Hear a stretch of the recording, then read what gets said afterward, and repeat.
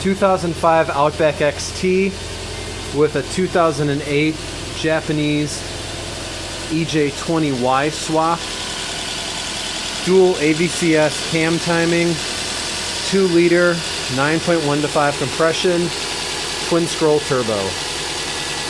The first official run. I'm letting it come up to temp, and as it comes up to temperature, you can hear the engine speed starting to go down. I'm also recording it with Tactrix to log all this stuff. Only downside, my wideband isn't registering. No check engine light though, at least not yet.